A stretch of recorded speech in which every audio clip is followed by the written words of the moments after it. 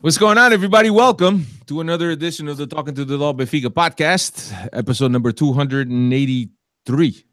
Today, here we are, post-derby, after our short trip to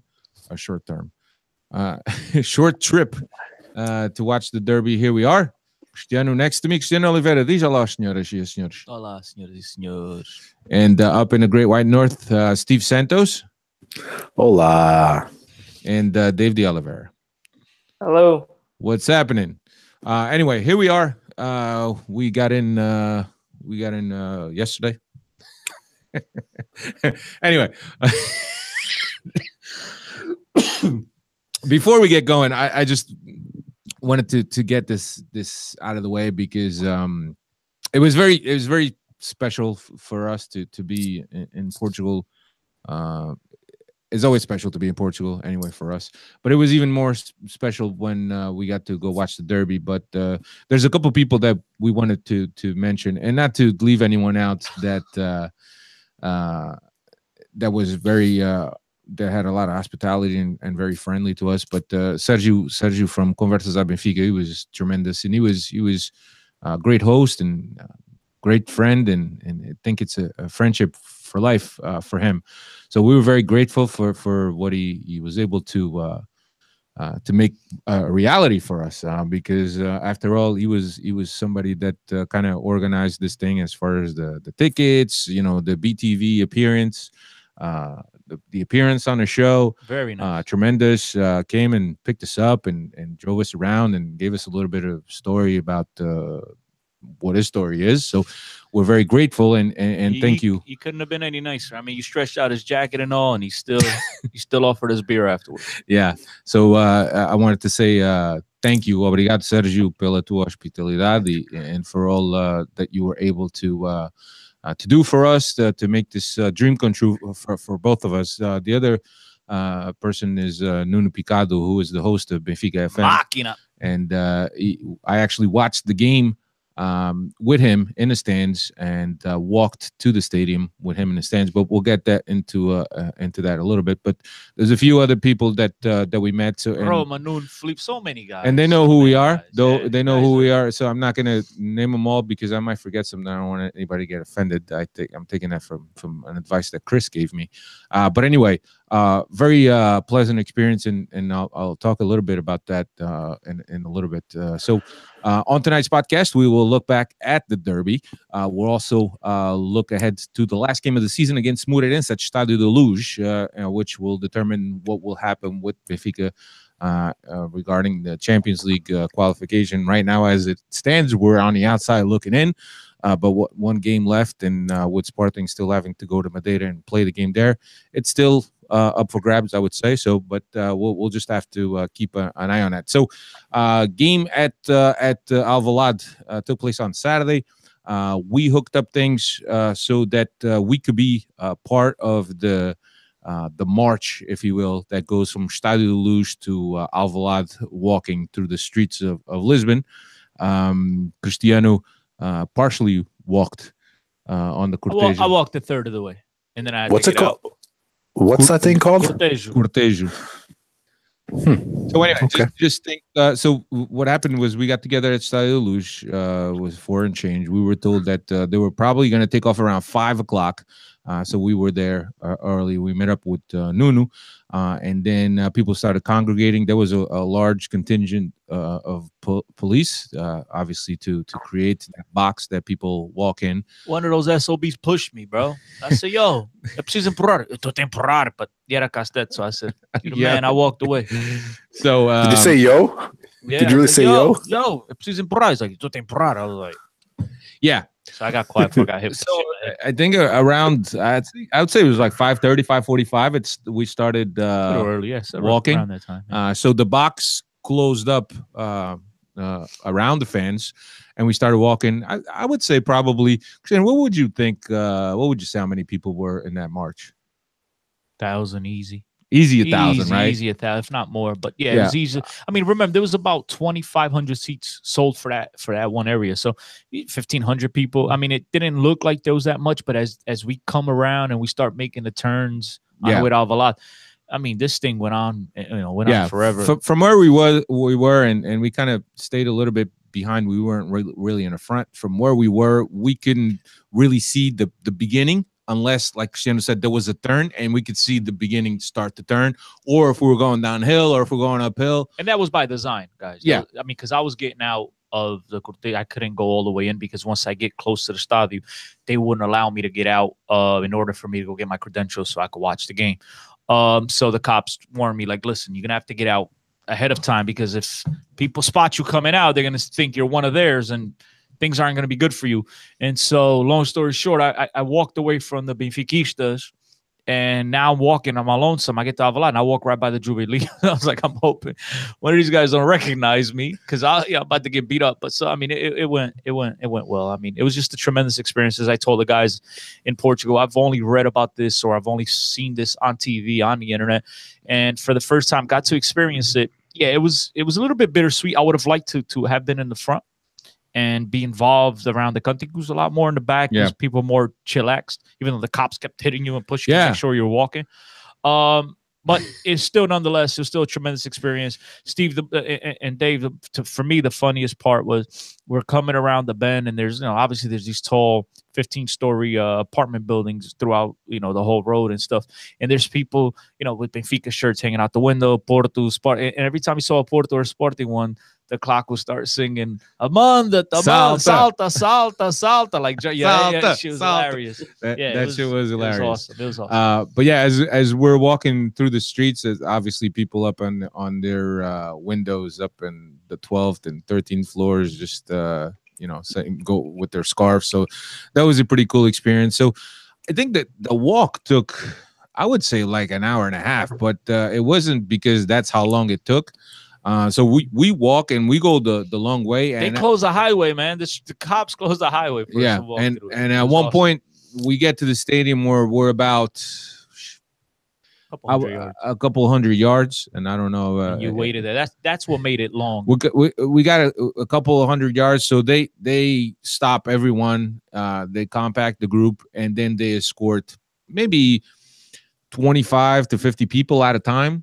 So from where the area that we're staged all the way up to the entrance of the stadium. So they take, 25, 50 people at a time. So we had to wait there until our turn was. And then once we got there, we paid. We went up in the stands, and that was it. There was really at no point did I fear for our safety, as there was really no Sporting fans or even the clocks. No, there was one. I don't want to call it a scary moment, but there was one instance. We get to the Luz and we parked the car at the Colombo and we're walking, and so we had to come around and we kind of make the climb up to the highway. And we're coming, and a couple cars passed by and they seen him with the Benfica shirt because obviously I couldn't have any colors on. They seen him with the video and they're like, SOBs, blah, blah, blah. They start screaming at us. It was pretty, it was pretty intense. Yeah, cool. But that was right in the beginning, even before we got to Estadio da Luz. So we were like, no me digas que esta merda agora vai ser assim. Yeah, it was. But it worked out. It worked out, and we got in the stands, obviously being in that box, and really you have seats, but everybody really just sits wherever. As long as you have a ticket, you sit whatever. So it was pretty crowded where we were. Where I was sitting. Cristiano went up in a press box. I sat with Tom Kunder and talked his ear off. He tried to put on his headphones, but I kept talking through the headphones. At one point, he just took them up and then put them back on. He's like, this guy's not going to shut up. So I know how he feels. Yeah. So yeah, there was a couple flares. At one point, there was this black smoke bomb a couple rows in front of us, and we just stopped watching we stopped seeing the pitch. It was so dark, and it was just the smoke just enveloped us. But it was a good experience. But let's get right into the game. I'll give you the lineup, and Steve, I'll have you comment on one of the points that I wrote here. Douglas was at right back, as you know. Andre Almeida was hurt, so we knew that Douglas skip the goalie is going to play. Varela was in goal. Diaz, Jardel, and Grimaldo across the back. Faces, Samaris, Zivkovic in the middle. Pizzi on the right, Rafa on the left, and Jimenez. So, Steve, the biggest thing is myself and Nun were walking, and all of a sudden, it comes that time, an hour right before kickoff, that the lineups come out. And I think that somebody texted Nuno. Either he saw on Twitter or somebody texted to him, and he started reading the lineup to me. And I think that at the same time, there was a lot of people who's finding out what the lineup. And the biggest question was Samaris starting. Steve, so looking at that and seeing how you saw the game, what's your interpretation of that move by Vitória? Well, I'm sure everyone had the same thinking that I did. Oh my God, what is he doing playing Samaris? Why going with two defensive midfielders, et cetera, right? Perto da boca. Sorry. And sure, that's what I was thinking, and it makes you think that it's going to be something a little bit too defensive. You're trying to hold a result, et cetera, et cetera. But as the game goes on, you start to see what Rui Vitória had in mind. Where Fesa normally tries to go really high up the pitch to recuperate balls when we are trying to keep teams penned in and we're playing football, trying to recuperate the ball high.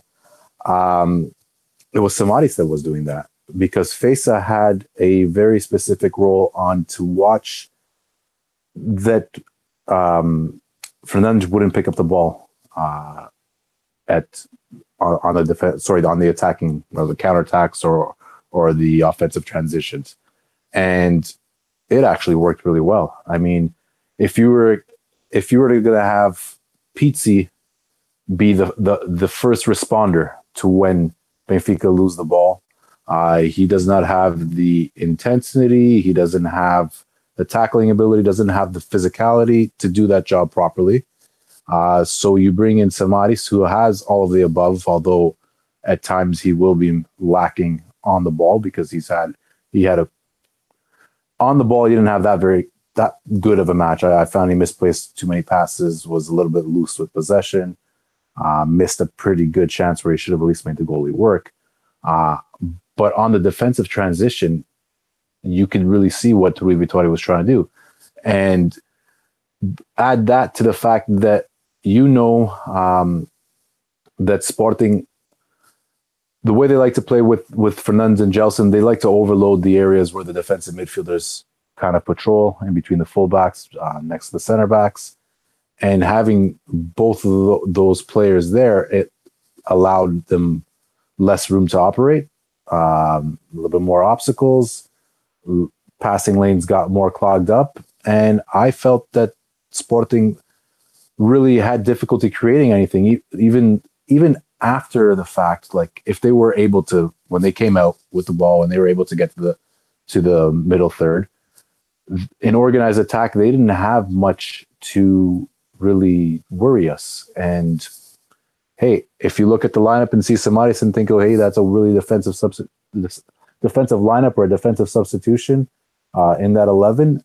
Yeah, it really did appear that way, but it allowed us to play more on the front foot and allowed us to play more winning the ball higher up the pitch and allowing Rafa and Zivkovic and even Pizzi with less players in front of them, which allowed us to be a little bit more incisive. I thought in the first half we were really good, created a lot of chances.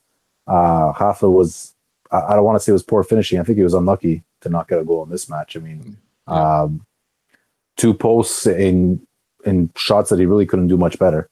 But yeah, I mean, you look at the lineup and everyone feels the same way. What is he doing? He's playing. I originally thought it was going to be some weird 4-3-3 where it was Samaris, Pizzi, and Fesa, but it didn't end up working out that way at all. Yeah. Cristiano, actually, if you guys have watched this on Conversas a Benfica, you already know what Cristiano felt about Fesa. I mean, Samaris and Fesa in the middle. Yeah, I think you guys hit it on the head. I think, as I've said before, once the lineup is announced, we all question the trouxemos todo o nariz, and we're all like, come on, man, like Samaris, what the hell's going on? We need a result here. But as I said before, I thought that was a difference in the game for Benfica. I thought Benfica dominated that midfield. And they did a tremendous job of not allowing Sporting a lot of space, of recovering the ball. There was portions of the game there in the first half where Sporting didn't see the ball at all. And Benfica, that midfield, the control of that midfield was a difference to me. So as often as I've come here on this platform and criticized Rui Vitoria for some of his substitutions, for some of his players that he chose to go with in the starting 11, the way he sets up the team, I really can't get on him in this case. Again, prior to the game, I had many questions, but after the game was over, look, it was one of those games where Benfica did everything well, but put the ball in the back of the net. And sometimes there's nothing you could do but tip your cap and just say, you know what, we'll get them next time. And I thought Benfica represented themselves well. There's a couple of things here and there that you could point to that could have possibly gotten better, could have gotten worse. But I think overall, Benfica didn't come away from the Alvalade with a 0-0 draw because there wasn't intention there, because there wasn't the effort that we all look for in these games. And Benfica came out, they tried to play the best they could. They just couldn't get a goal. Yeah, I think that Benfica were a little bit unlucky as you guys watched the game. First half, Benfica really dominated, and as you guys mentioned, a lot of the pressure up front and the fact that Samaris is a guy with more intensity to pressure the first construction phase. There was a lot of turnovers by Sporting, either by they were missing passes or they were kicking the ball out of bounds, and Benfica seemed in control. We were surprised with the way Benfica started. Very good attitude, very good, and they knew what they needed to go after. And that early on, when we saw that chance for Rafa, we felt really confident. The team kept on pushing, keep finding spaces. I know that Rafa had that shot. I know that Douglas also was lucky enough to get an open look on goal with left foot, perhaps not his best. It was blind. Douglas played well too, Steve. Yeah. Let's not overlook that. I was gonna get into that, but Samaris also had the shot blocked. So there was a couple things in there that really in the first half Benfica dominated. Then the second half, there was that initial 15 minutes that Benfica didn't look as dominating as we were in the first half, and I remember looking at Nuno and talking to Nuno in a halftime and saying, man, I sure hope that conversation and that pep talk in the half, Benfica shows up and they actually continue doing what they're doing, but they were a little bit they were a little slower, and then after that, I think they picked up, and I think they, for the most part, finished the second half above or dominating Sporting. It was unlucky that we couldn't get the goal. The substitution for Jonas was clearly not at 100%. I wouldn't say even at 80%. Even the way he moved. I'm not sure if he's 100%. He looked like he lacked game rhythm. Yeah, he looked like he was out of sorts. Well, even his movement range seemed somewhat limited. He seemed to be forcing his movements because of pain that he might have. But even then, when he comes on, it's a completely different thing, man. Completely different. He connects sectors and makes football happen like nobody else on our team. Yeah, but he turned the ball over the first 3-4 times he had it. It was a turnover right then and there. Yeah. He lacked some speed in his passing and releasing the ball. There was a couple times that he held on to the ball for too long and then ended up making a bad pass. Yeah.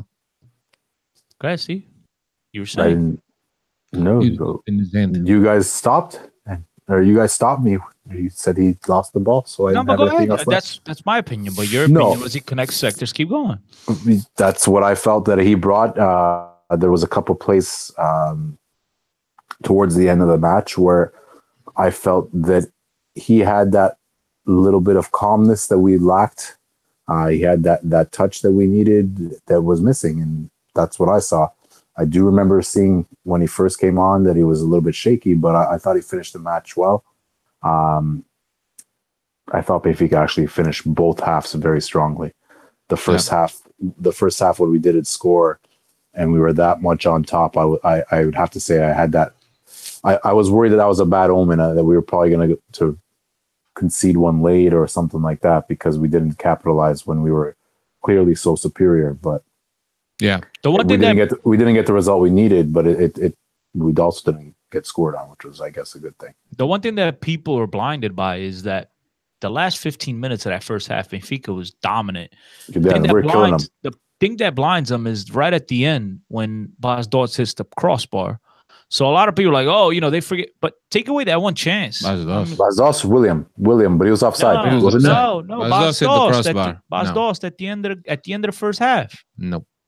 Oh, he didn't hit the crossbar. He did the roulette and then he passed the ball away. Wasn't that at the end of the second half? Now everything's kind of blurry. The second half. That's the second half. William hit the crossbar, but he was offside. But Bas Dost did as well. Bas Dost didn't hit the crossbar. I'm not. I have a horrible memory. I'm not going to fight either way. Look for the highlights. I'm pretty sure that Bas Dost didn't. That was the only thing that Bas Dost really did. Was he hit the crossbar? That nice turn and then, he does that nice turn and he passes it across. He passes when he should have had a go at the goal. William hits the crossbar. He's offside. He's offside. The other one was Coentrão's header, and that's about it. That's about all the chances that they really had compared to what Benfica had. The other thing before we go ahead, Steve, did you want to say something? Yeah, just something I noticed, and I've noticed it now. Both games that we played Sporting, we dominated them. Both games we dominated. That's one of the things. The other things, Jorge Jesus teams, like when he coached us, very hard to penetrate, very hard to come through down the middle.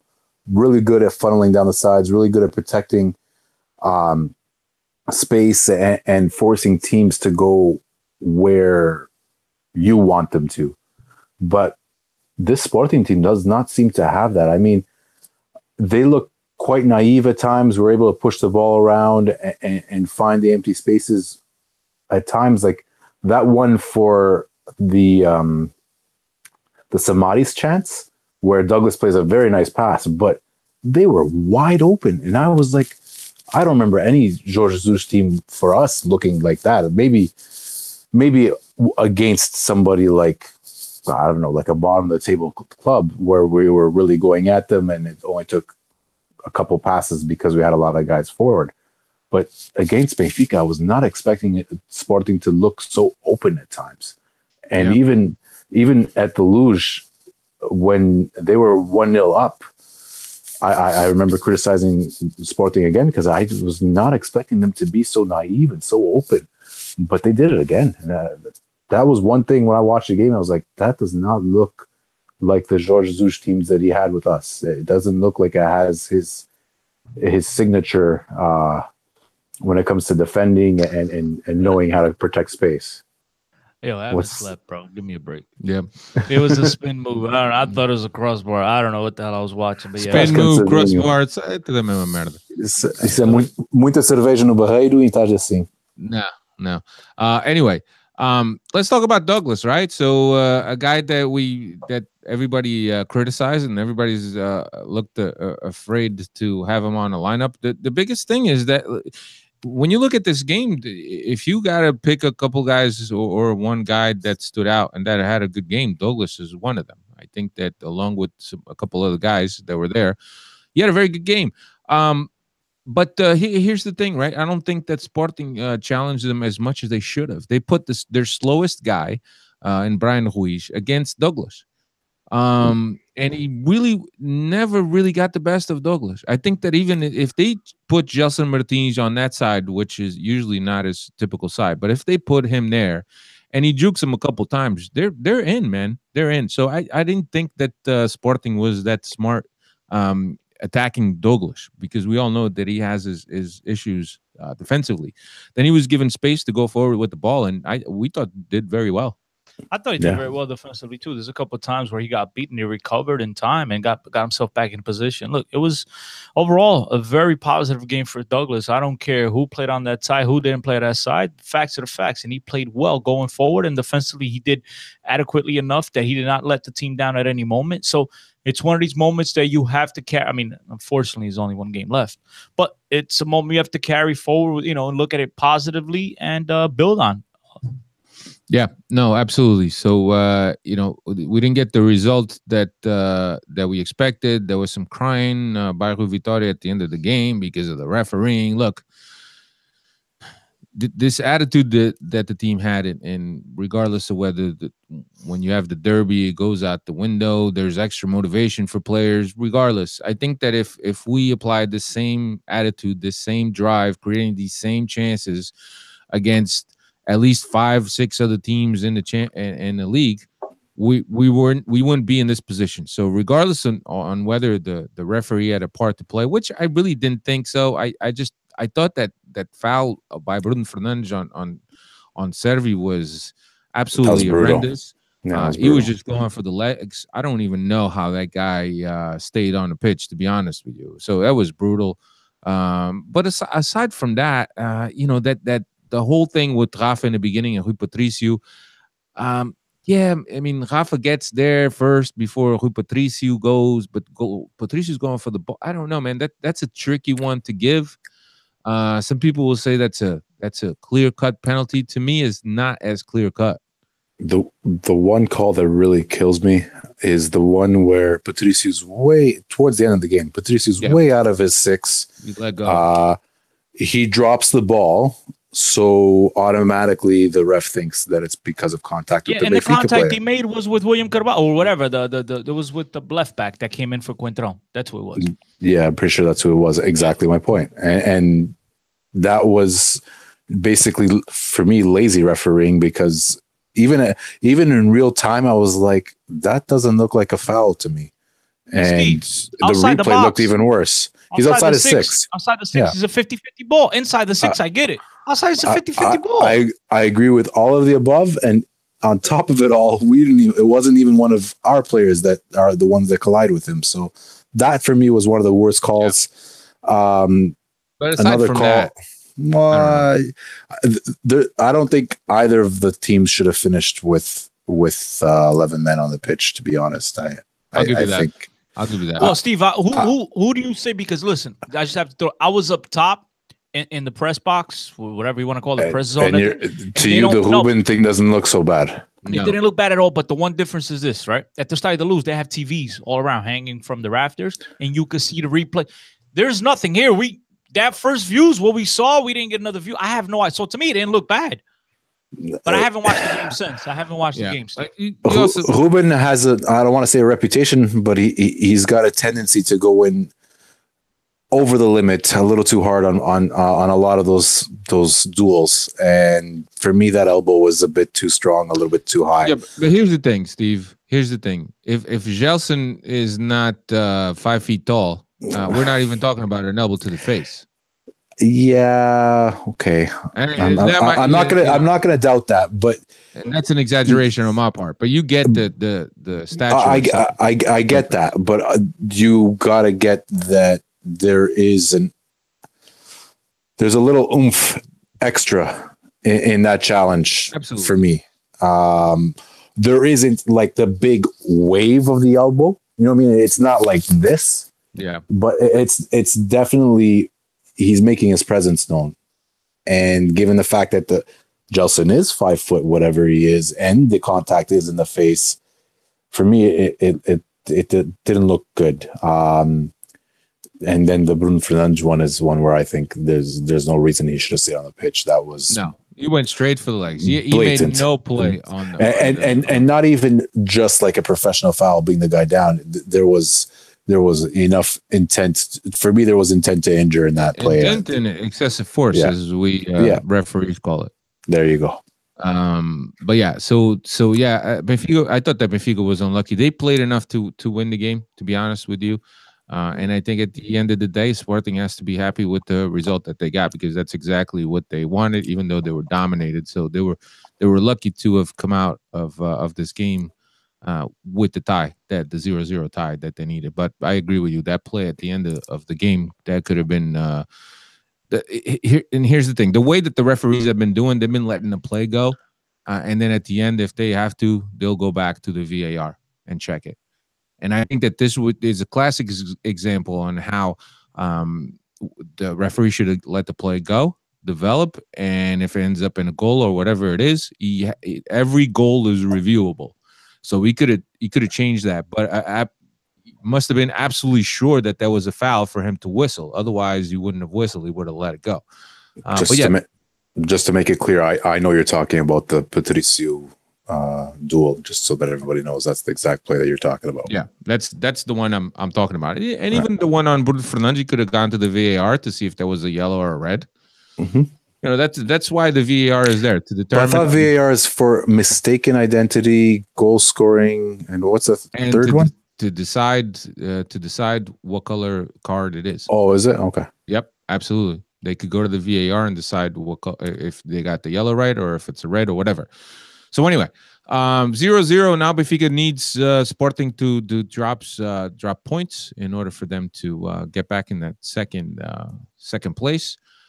So we'll just see. But a couple things that Dave put up here. First time in 21 matches that Servi was dropped from the starting 11. And of course, if you listen to our podcast, you know that Cristiano has been calling for Servi to sit down for at least a good month and a half.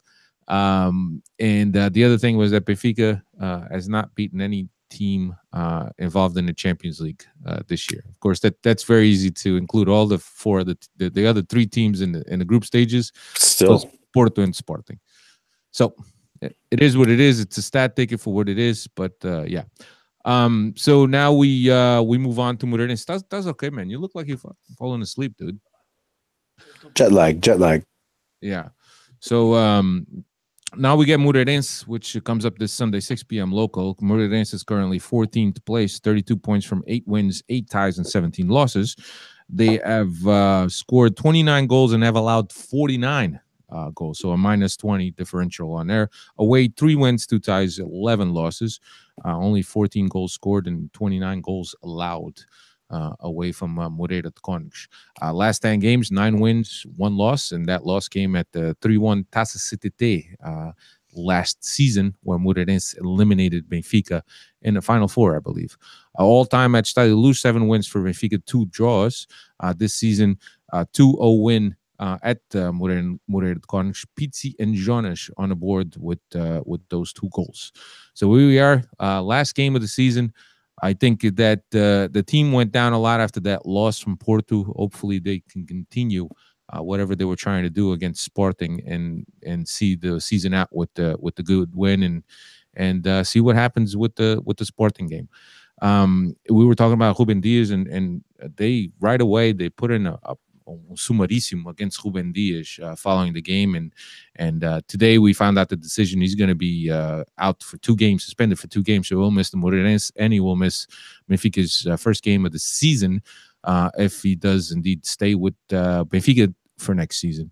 Jardel is also suspended for the 5th yellow card picked up, so at center back, Luizão and possibly Ferro will be the starting center back pairing for this game against Moreirense. Rafa, Servi, and André Almeida also questionable to play against Moreirense. Rafa is, from what I read on the ball, and they've put up the little blurb, that collision with Patricio, apparently that's what he's suffering from. So think about it. 4 minutes into the game, I think he suffers that, and he would still be able to play for most of the game. He was and really well. 80-something minutes. He played well the first half. The second half, he went missing a little bit. Yeah, fair enough. But in the first half, after that, he was still the catalyst for a lot of the chances that we were causing. He's probably one of the more unplayable guys that we have 1v1. Not want to say unplayable. One of the strongest guys we have 1v1, and he showed that in that match too, even after picking up a knock. So yeah, and Servi a bruise from that kick he suffered from Bruno Fernandes. From what I understand, André Almeida is a muscular injury in his groin. From what I understand and from what I read. So we'll see what lineup Benfica puts. It'll be the last game at Estadio da Luz. I'm not really sure if there's going to be a big crowd at Estadio da Luz or not, but if you're out there, you should definitely go and support it. I know there's a few people from friends of the podcast that will be there. So we'll see what happens. But Benfica, I guess, it is what it is at this point, and we need to finish out the season strong and when get the win, at least the last game at Estadio da Luz. So that's pretty much it. What else we got? Cristiano, you want You want to mention anything about the trip moment that stayed with you? I mean, it was all pretty memorable to me. Cristiano and I were driving back from the Seychelles after meeting CJ Santos and Keaton Parks, and we were talking about the trip in general, how fulfilling this trip was to us. And I think it was very special and meaningful for what it meant to us, but also for the things and the people that we got to meet and for the things we got to experience. You said it best. I don't think I could say it any better. We had a tremendous time. Met a lot of tremendous people. A lot of great moments. Going to BTV was special for what it is. I mean, not everyone can be on that platform. So I thought for myself and Steve, to have you there and representing us, it was a tremendous moment, and it's something that we're grateful for the opportunity. CJ, tremendous young man, dope young man. Keaton, talked his ear off, apologize for a couple curse words here and there, but I love you. And the other thing I took from this, which is has nothing to do with the trip at the end of the day, but I had the audacity and I was bored and I said, I got time to kill, and I drove because for those of you that don't know, Alfredo's from Alkshit. And I said, let me make a right turn. And I drove into the farm country, looking for the famed Academia de Sporting. And it's exactly what it was. Farm country, unpaved roads. It was something that I was a little bit struck by, because I've heard about this forever, and I thought it was going to be something crazy out of this world, but it's in the middle of nowhere. It's a half hour from Alkshit. It doesn't belong in Alkshit. It's 15, 20 minutes. It's a half hour from Alkshit. And then you look at Benfica's in the middle of the city. It's totally night and day, but, I mean, look, they've done a tremendous job of developing players and the whole nine. And I'm not knocking the academy itself, right? Because they do have top-notch facilities. I'm knocking where it's located, the fact that it's a half hour away from anything. I spoke to people who interact with Sporting players and stuff, and they say the players hate it. They have to wait a half hour for an Uber to show up and pick them up, then drive another half hour into this. And I thought it was funny that they say they're from Alkshit and they're nowhere near there. So I just wanted to point that out. Yeah, because I said I would call them out on that. And there was we tried to get in there because there was a game going on. There was juniors who were playing, and then we were led down this road that I swear to God, it almost felt like we were at the Paris Dakar. It was so bumpy. There was so I thought we were going to break the suspension in the car. That it was so bumpy. Yeah. That Cristiano was curious about where the academy was and what it looked like, and nowhere near his expectations. No, I mean, it's nice inside, but literally there's cows and horses eating, over there grazing, whatever the hell that they do over there. A pastada. I don't know. There's nothing near them. So. That's hilarious. It's definitely isolated, and I agree with Cristiano. I'm just upset because it says Academia de Alkshit, and that shit don't belong in Alkshit. There's nowhere near Alkshit. So where is it? Thing. It's a half hour away. It might be like street or whatever. Some people say it's Conselho de Alkshit. It's right on. I think it's borderline. Steve, it's out in the middle of nowhere, bro. Nowhere. They actually paved the one road so the team could get there, and that was it. So that dude doesn't wreck his red Ferrari. Yeah. I don't remember who it was now. It was oh my God, I forgot his name. Me too. I can picture the player, but I can't remember his name right now. No, Ruiz. It was. It was another. It was Alan Ruiz. Alan Ruiz. Yeah, I know it was a Ruiz. Yeah. There you go. But anyway, good experience for us. That BTV thing was definitely so proud. And thank you guys, and it's good to be recognized by the team, obviously, by the club. you're never gonna live down that Paulo Sousa thing. No. Steve, From now on, you're Alfredo Fumaças Paulo Sousa. Steve, the only thing that would have made it better is if you would have dropped our names during the broadcast, right, Yeah. Steve? Yeah, that's okay. I'm just honestly, we're jabbing at him. Honestly, better you than me because I couldn't have gone on that TV show no Yeah. matter what you You're paid crazy, me. man. If you guys get a chance, you could search on YouTube. Uma Semana do Melhor. Search for that. Hit me up. I have a link saved in my favorites for now. If you guys can. But those guys that are not on Twitter, just go on YouTube and put Uma Semana do Melhor, and that will show up. Also, don't forget to look at Conversas Benfica. That was awesome. That was a lot more relaxed, and Chris was on it, obviously. So Chris, Si tu não tens huevos, se tu não tens huevos. I don't know why you didn't say culhões. You could. Culhões. Sergio was saying foolish like it was nothing. You could have said freaking culhões. Who cares? Yeah. I don't know. I wasn't trying to drop F-bombs and curse words. Right? Mas aqui faz sempre. Como é nada. This is not mine. This is our podcast. This is my home. I'm busting chops.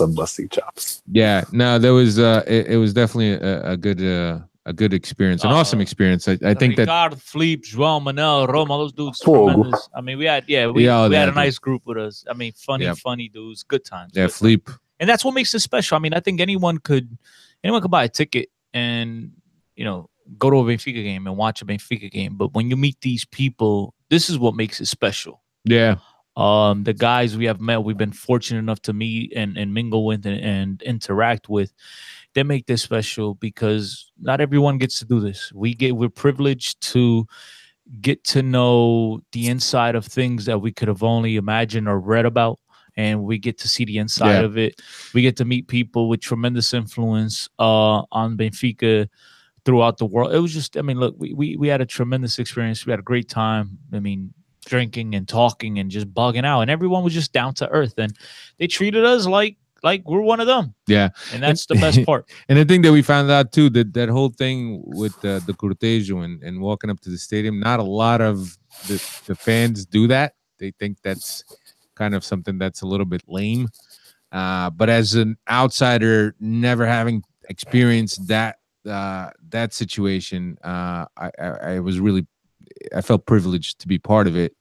And I think I already explained that on Conversas da Benfica. But but some of them, they say, cortejo, no, not for me. They rather, cover their colors and meet up the cortejo right at the end and walk through or whatever. But for us was a really nice experience. I didn't like the cops harassing us, and really the cops didn't really take any shit. You stepped out of that box, you were getting shoved in. At least they allowed you to relieve yourself when you had to go pee, though. That's interesting. Well, here's the thing, because there was a lot of people drinking. So when we reached that spot where now all of a sudden nobody's walking, so the peeing thing starts coming.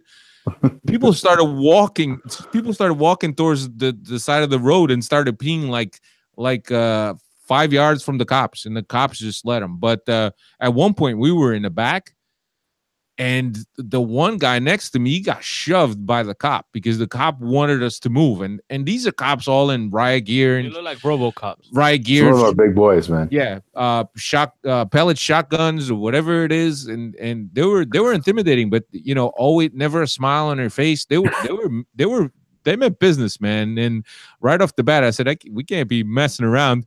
And I think, Chris, you got up on a sidewalk at one point trying to do something. No, just trying to look. He was just trying to look to get a view of all the people that were lined up. And the guy said, he pushed him. He said, get back in there. And I said, yo, you don't got to push me. He said, I'm like, I looked at him. He has a beater in his hand. I'm like, you're good, bro. I didn't even say nothing back. Yeah, and those are the type of guys that don't even hesitate to lay one on you. Because that's what they're there for, I guess. But overall, we thought there was just one guy that, while we were waiting to be separated and taken, there was was it a flare or one of those M80 things that exploded? That was walking. That's why we were walking. No, we're in the staging area. His leg? It was while we were walking. Was the it one guy? It was the one. It was right before you guys stopped. It was right when I got out. Yeah. Yeah, It was right when I got out, and somebody threw one of those M80s, whatever it is, and it kind of like blew up next to him, and it burned him a little bit on his leg and his ankle. Yeah, so that was the only thing that we really saw that there was, but an awesome experience. If you guys ever have a chance, I definitely recommend that. We also got a chance to spend some time with at one of the clocks, one of the sets of the clocks, and that was a pretty good experience. So. It was pretty awesome, man. When we tell you this, believe us that it was an unbelievable experience, and I'm grateful that I got to live it, and I'm grateful for the people that hosted us. João Gonçalves went out to dinner with us after the BTV He thing. said, Steve, he said, I'm only coming for a beer. I'm like, I don't care. 4 hours later, he's like, yo, I'm late. I'm like, you're staying. Shut up and eat. We had a great time. Man. Yeah, we had a great time, and he's like a walking encyclopedia about Benfica, and he's not too keen on Paulo Sousa, and he kept giving me a hard time about Paulo Sousa. There was only two people that were keen on Paulo Sousa, and it was the two Americans. Everybody else can't stand the guy. I mean, I had a conversation with him. He treated me really well the one time I met him. So I got nothing but positive things to say about him. But everyone there can't stand the guy. Yeah. It's different, I guess, right? You live it a little bit even dearer to heart there than you would here. I don't know, man. I've always liked him. I have a hard time. And he's always played for clubs that I don't particularly like. Juventus, Dortmund. Yeah, dude. Inter. People have, but as a player and as a person, he's always come off as a player, super intelligent, nice technique. As a person, he's always comes off like you guys say, like a nice guy, right? So it's hard. And for me, there's always two sides to every story, and I think that his. And that's what I said. I think that's what I said. And yeah, you did. But then I went and defended you on Twitter, saying that we've had this conversation. You'd probably not have him back. And then he said, under the right circumstances, maybe I would. When I go and watch the whole show, you say that. Yeah. Well, look, the biggest thing is I had to stay consistent, right? So even on the 11 that I knew I had to have an 11 prepared for the show, I didn't have Paulo Sousa, but since I spoke so much about Paulo Sousa, I went ahead and scratched John Stern and put Paulo Sousa so I can remain consistent. Man. Yeah, look, it's very hard to create a. Those are hard. I know those are hard. But anyway. I don't. I have vivid memories of Matic. Stern I only know from like downloaded games that I've watched here and there and stuff. So and I've seen some of him at Homa too after, but that was about it. Yeah. So that's pretty much it. That's all we got. We don't want to bore anybody else with more details, but it was an awesome experience, and both Cristiano and I are very grateful to have experienced that, and for the people that helped us live that dream, which is a dream of ours, to do that. So thank you again. That's pretty much it. Dave, you're always quiet. We never let Dave talk. We should let Dave talk a little bit more. What do you think, Cristiano? I didn't talk much today. He could have. Yeah, you're half asleep. Chris is tired today, man. He caught a little cold too on the plane. Yeah, it happens to a lot of people. Yeah. Dave, fala aí, pá. Yep. Well, Porto are officially champions. Oh man! Dave, come on! Dave, cut off his microphone. Shut up, Dave. I don't want to thank them, but like there's parts of me that I want to get angry when they're tossing Sergio Conceição up in the air and watching those celebrations. That gets under my skin, but they were the better team all year. So yeah, you're a better man than I am, Dave. There's not much to doubt to say that they were probably worthy winners. I saw some shit that bothered me, but anyway. Yeah, and the chants, man. You're celebrating the title, but you can't get away with the chants provoking Benfica. This is the Benfica podcast. Banner. Talking about them clowns. Yeah. Anyway, so let's wrap this. I want an argument. Yes. let's wrap this up, right? So next week we'll be back. We'll break down the Moreirense game, and hopefully. Probably won't be much to talk about, but we'll try to do a season balance or recap, whatever, for you guys. So maybe a little bit long next season, and then we'll wrap it up until the International Champions Cup here in the States. So that's pretty much it. Again, big shout out to Sergio, Nuno, and Ricardo, a bunch of other guys. Yeah, we don't want to forget anybody. I know exactly. We don't want to forget anybody, but big shout out, and you guys know, and thank Rodolfo, grande máquina, vai dormir, pá. And thank you so much to everybody who is a great host. People that were interested in meeting us, were interested in hearing how we live Benfica so far away, and super cool, and sharing some stories of guys that were away in Moscow and here and there, that really, really, really cool stories. And it was great, man. It was really, really great, and I'm glad that I got to experience that. So anyway, that's all we got. As I said, we'll be back next week on Tuesday, regular day, and we'll recap Moreirense, and we'll recap the season. I promise we'll hit all the hot points that we have. We won't hold anything back. Hopefully, Cristiano will be back to 100% next week. So, my name is Alfredo. You've been listening to the Benfica Podcast. This is Cristiano next to me. Dave and Steve are up in Toronto. And thank you for listening. And we'll check back again next week. Oh, and Rumo 37. That's never going to end until we get it. Hopefully it is. Don't say no. See you, everybody. Later.